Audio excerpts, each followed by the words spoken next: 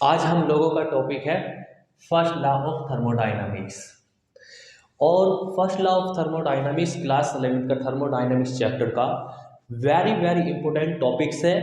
और इस लॉ को जब आप पढ़ोगे तो आप ये जानोगे कि हमारी जो पूरी दुनिया है इसी लॉ से चल रही है। तो first law of thermodynamics which is very important. तो फर्स्ट लॉ ऑफ थर्मोडायनेमिक्स को समझने से पहले सबसे पहले हम heat, internal energy and work done, in three quantity को समझते हैं और उसके बाद फिर हम अपना थर्मोडायनामिक्स को स्टडी करेंगे और उसके बाद फिर हम अपना first law of thermodynamics study करेंगे। बेसिकली ये जो थ्री टर्म्स है, heat, internal energy and work done, all three terms related to the energy, but फिर भी हम इनको समझते हैं। सबसे पहले हम लेते हैं हीट। First heat. अब ये हीट क्या होती है? हीट जो है एक रेडिएशन है जो हॉट बॉडी से कोल्ड बॉडी की तरफ, heat is a radiation which flow from hot body to cold body. तो ये जो हीट है, ये हीट एक रेडिएशन है जो हाई टेम्परेचर से लो टेम्परेचर की तरफ फ्लो होता है। तो वो क्वांटिटी जो इट्स रेडिएशन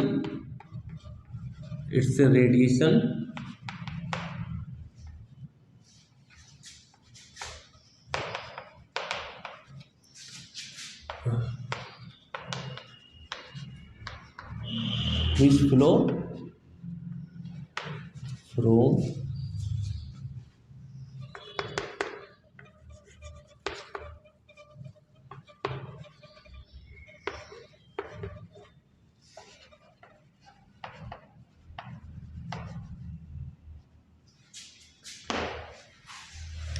ये हीट होती है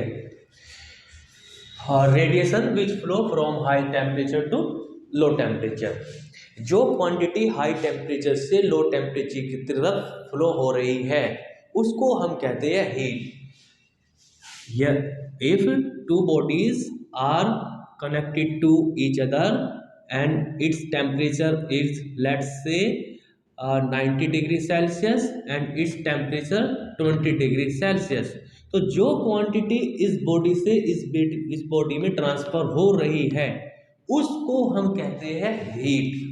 ये हीट होती है। ओके, नंबर 2 हम लेते हैं internal energy. Number 2 internal energy.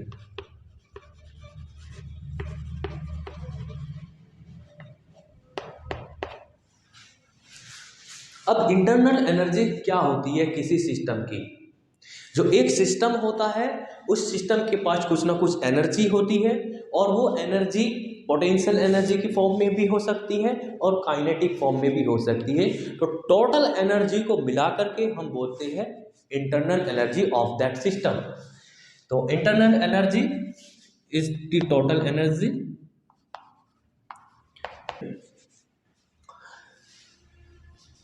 Total internal energy of a system is the sum of potential energy and kinetic energy। इन दोनों को मिलाकर के जो टोटल एनर्जी होती है उसको हम कहते हैं internal energy of the thermodynamic system. अब हम इन दोनों एनर्जी के बारे में डिस्कस करते हैं कि किसी थर्मोडायनामिक सिस्टम्स के किसी गैस के पास पोटेंशियल एनर्जी क्यों होगी या फिर काइनेटिक एनर्जी क्यों होगी। इन दोनों क्वांटिटी को हम डिस्क्राइब करना चाहते हैं कि किसी एक थर्मोडायनामिक सिस्टम्स के या गैस के पास पोटेंशियल एनर्जी कैसे होती है। तो पोटेंशियल एनर्जी को हम इस तरह से समझते हैं। सबसे पहले हम इसे लेते हैं। तो पोटेंशियल एनर्जी को हम इस तरह से समझेंगे कि जैसे कि एक अर्थ है और अर्थ हर एक ऑब्जेक्ट पे अपनी ओर एक ग्रेविटेशनल अट्रैक्शन फोर्स को एक्सर्ट करती है। अगर हम किसी बॉडी को अर्थ से सर्टेन हाइट अटेन करा दें, तो जब हमने इसको हाइट को अटेन कराया तो कुछ ना कुछ मैंने वर्क किया और वो वर्क किस में स्टोर हो जाता है? इसकी पोटेंशियल एनर्जी में स्टोर हो जाता है। यानी कि इसके पास कुछ एनर्जी आ गई ये जो वर्क हमने किया एक ग्रेविटेशनल फोर्स के अगेंस्ट किया है, इसलिए इस सिस्टम के पास पोटेंशियल एनर्जी है। तो ये श्योर है कि अगर दो बॉडी के बीच में एक फोर्स है और उनके बीच में कुछ डिस्टेंस मेंटेन है, तो उसके पास उस बॉडी के पास पोटेंशियल एनर्जी होती है। अब इसकी पहचान क्या है कि इसके पास पोटेंशियल एनर्जी है, तो आंसर है इस बॉडी को नीचे की तरफ छोड़ कर देख लो, तो ये नीचे गिर जाएगी। अब ये नीचे क्यों गिरेगी? क्योंकि इसके पास एनर्जी थी, उस एनर्जी की वजह से ये नीचे चली जाएगी। तो पक्का ये याद रखना कि दो बॉडी जिनके पास में कुछ डिस्टेंस होता है और उन दोनों के बीच में कुछ ना कुछ फोर्स होता है, वो अट्रैक्टिव फोर्स हो चाहे वो रिपल्सिव फोर्स हो, उन दोनों के बीच में अगर फोर्स है और डिस्टेंस मेंटेन है, तो उन दोनों उस सिस्टम के पास पोटेंशियल एनर्जी होती है।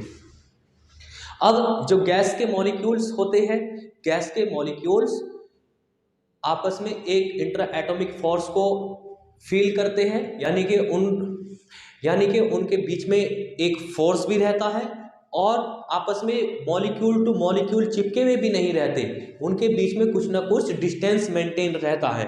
तो डिस्टेंस भी है और फोर्स भी है। अगर डिस्टेंस भी है और फोर्स भी है तो बताइए गैस के मॉलिक्यूल्स के पास पोटेंशियल एनर्जी होगी या नहीं होगी? तो इसका आंसर है हाँ, यस, जरूर पोटेंशियल एनर्जी होगी। तो पोटेंशियल एनर्जी एक सिस्टम के पास उनकी डिस्टेंस की वजह से होती है। अब अगर हम किसी मटेरियल के मॉलिक्यूल्स का डिस्टेंस को बढ़ाते चले जाए तो उसके फिजिकल स्टेट पे क्या फर्क पड़ेगा, ये सोच करके आप आंसर दो। तो इसका आंसर ये है कि अगर हम मॉलिक्यूल टू मॉलिक्यूल्स का डिस्टेंस बढ़ाते चले जाएंगे तो उसकी पोटेंशियल एनर्जी बढ़ती चली जाएगी और एक टाइम ये आएगा कि उनके मॉलिक्यूल का डिस्टेंस इतना ज़्यादा हो जाएगा कि उसकी फिजिकल स्टेट ही चेंज हो जाएगी। जैसे कि आइस को अगर हम उसके मॉलिक्यूल्स का डिस्टेंस बढ़ाते जा रहे हैं तो आइस किस में कन्वर्ट हो जाएगा? लिक्विड में कन्वर्ट हो जाएगा। और इसी तरह अगर हम लिक्विड्स के मॉलिक्यूल का डिस्टेंस बढ़ाते जाए तो वाटर लिक्विड किस में कन्वर्ट हो जाएगा? गैस में कन्वर्ट हो जाएगा। तो ये श्योर है कि डिस्टेंस को बढ़ाने से क्या चेंज हो जाता है? तो आंसर है मटेरियल की फिजिकल स्टेट ही चेंज हो जाती है। तो पोटेंशियल एनर्जी को मेजरमेंट, पोटेंशियल एनर्जी कैसे पता चलेगी? पोटेंशियल एनर्जी कब बढ़ती है किसी एक सिस्टम की? तो आंसर है जब उनकी फिजिकल स्टेट चेंज हो रही है तब उसकी पोटेंशियल एनर्जी बढ़ रही होती है। तो फिजिकल स्टेट चेंज होना मीन्स पोटेंशियल एनर्जी का इंक्रीज करना, और पोटेंशियल एनर्जी इंक्रीज होगी तो मटेरियल की फिजिकल स्टेट चेंज हो जाएगी। तो पोटेंशियल एनर्जी किसकी वजह से होती है? तो आंसर है कि मॉलिक्यूल्स के बीच में कुछ डिस्टेंस होता है और उनके बीच में एक फोर्स भी होता है, तो इसलिए उनके पास में एक पोटेंशियल एनर्जी होती है। तो potential energy is due to the configuration of the molecules and due to the intermolecular forces. तो इसको हम लिख लेते हैं।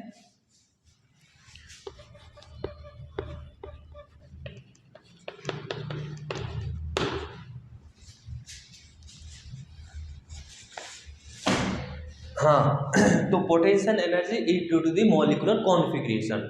जो मॉलिक्यूल का कॉन्फिगरेशन होता है, कुछ डिस्टेंस मेंटेन होती है, उसकी वजह से गैस के पास, उसके पास सिस्टम के पास मॉलिक्यूल पोटेंशियल एनर्जी होती है। ओके और पोटेंशियल एनर्जी को इंक्रीज करने से क्या होता है?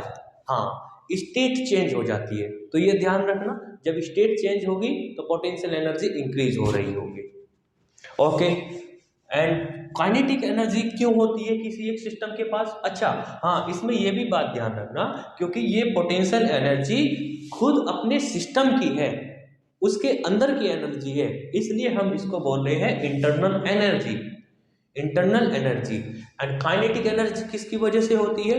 Because the molecules of the gas और द लिक्विड रैंडमली मोशन करते रहते हैं, जिग जैग मोशन करते रहते हैं, उनके पास कुछ वेलोसिटी होती है और वो वेलोसिटी से इधर उधर घूमते रहते हैं। अब जिस मटेरियल के पास, जिस मॉलिक्यूल्स के पास काइनेटिक एनर्जी होती है और वेलोसिटी होती है, तो उसके पास काइनेटिक एनर्जी होती है। तो काइनेटिक एनर्जी किसकी वजह से हुई? Due to the velocity of the molecules. तो इसको हम लिख लेते हैं।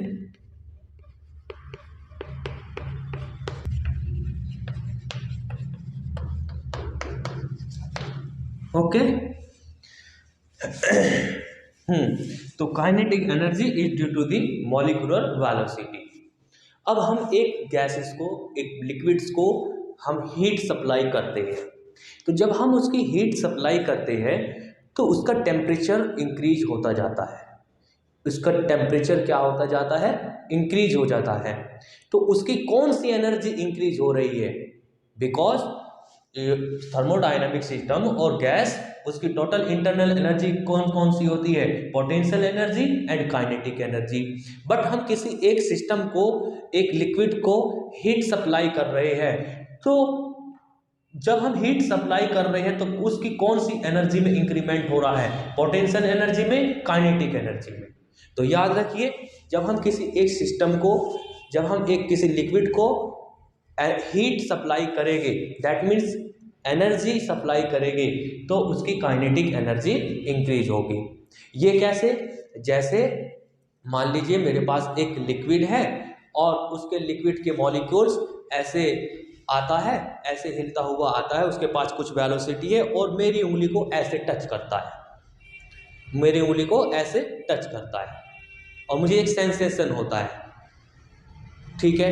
फिर एक मैंने उसकी इंटरनल एनर्जी को इंक्रीज कर दिया, मैंने उसका टेम्परेचर बढ़ा दिया। तो जब टेम्परेचर बढ़ा दिया तो दूसरा जो मॉलिक्यूल्स है वो बहुत तेज़ी से ऐसे ऐसे जब ऐसे करता करता आता है और मेरी उंगली को बहुत तेज़ी से हीट करता है, 90 डिग्री सेल्सियस से हीट करता है, बहुत तेज़ी से हीट करता है। तो तुरंत मैं अपनी उंगली को हटा लेता हूँ, मैं क्या कहता हूँ? ये तो बहुत गर्म है। तो हमने जब एनर्जी दी तो उसका क्या इंक्रीज हो गया? उसकी वेलोसिटी इंक्रीज हो गई और वेलोसिटी इंक्रीज होने से वो मॉलिक्यूल्स आकर के बहुत जोर से हिट करता है और हम कहते हैं कि ये लिक्विड तो बहुत गर्म है। तो बेसिकली जब हम टेम्परेचर को इंक्रीज कर रहे होते हैं तो सिस्टम की काइनेटिक एनर्जी इंक्रीज होती है, सिस्टम की काइनेटिक एनर्जी इंक्रीज होती है। पोटेंशियल एनर्जी इंक्रीज नहीं होती, सिर्फ उसकी काइनेटिक एनर्जी इंक्रीज होती है। तो टेम्परेचर का बढ़ना किसकी निशानी हो गई? तो आंसर है काइनेटिक एनर्जी का इंक्रीज होना। तो काइनेटिक एनर्जी अब किससे मेजरमेंट करेंगे हम? काइनेटिक एनर्जी का मेजरमेंट क्या हुआ?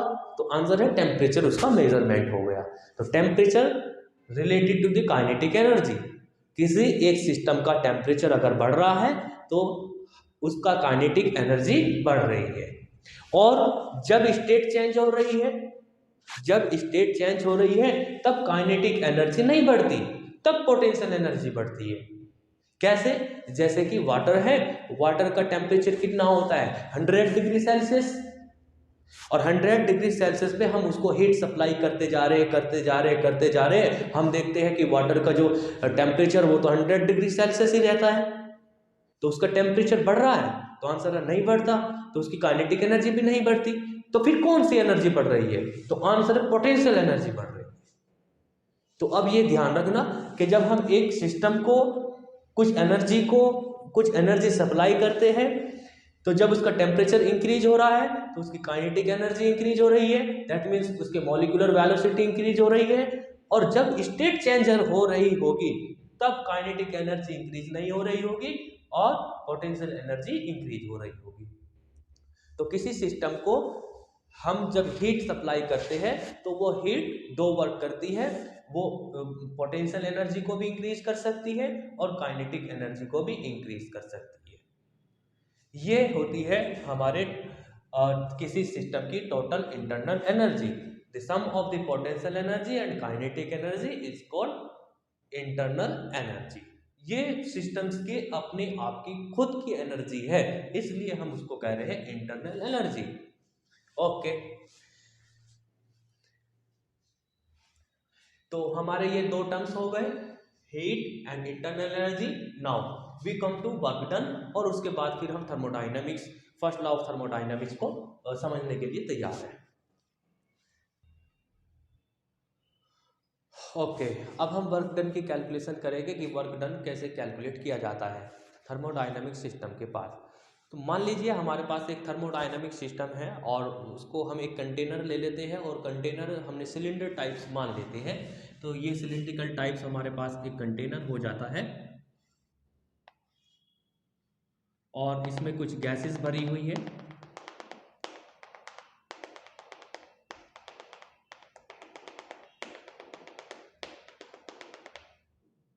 और ये इसमें पिस्टन है, ये पिस्टन मूवेबल है।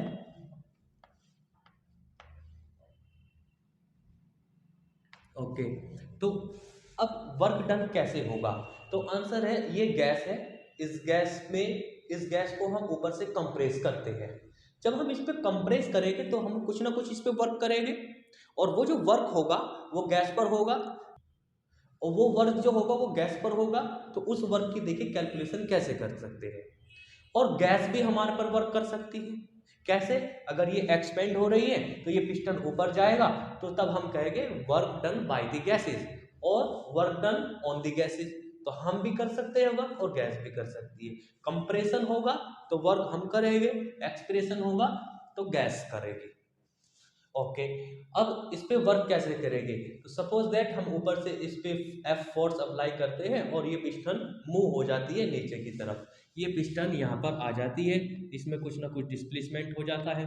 मान लीजिए ये डिस्प्लेसमेंट हो जाता है एक्स, बिकॉज यहाँ पर हर एक मोमेंट के बाद फोर्स की वैल्यू चेंज होती रहती है, फोर्स की वैल्यू चेंज होती रहती है।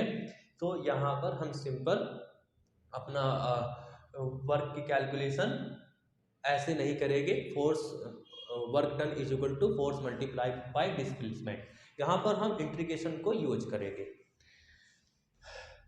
जब हमने इसको एक्स डिस्प्लेसमेंट इसमें कर दिया, तो इसका वॉल्यूम जो है वो डिक्रीज हो जाता है।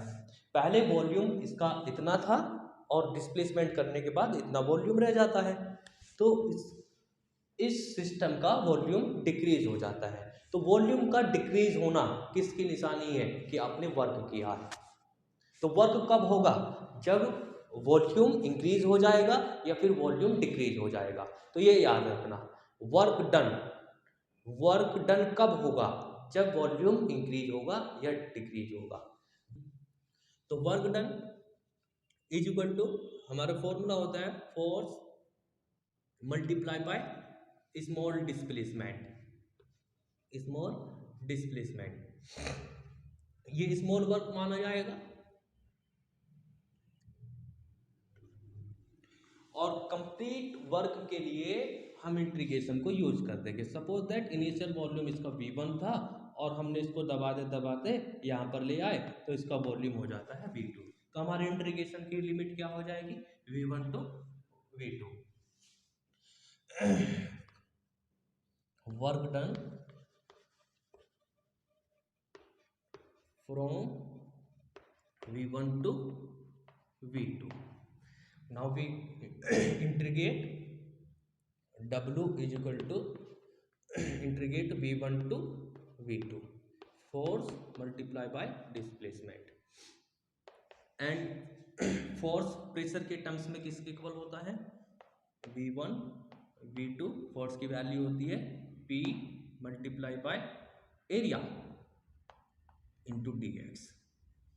एरिया मल्टीप्लाई बाय लेंथ, ये क्या है? ये वॉल्यूम है, बिकॉज वॉल्यूम क्या है? Is equal to volume. तो वर्क कितना होगा? ये होगा V1 टू V2 और P इंटू डी। ये हमारा वर्क डन का फॉर्मूला रहेगा थर्मोडायनामिक सिस्टम में। अब ये भी देखो, यहाँ पे चेंज इन वॉल्यूम किसकी निशानी है? वर्क की। तो जब वॉल्यूम में चेंज होता है तभी वर्क होता है, इससे पहले वर्क नहीं होता।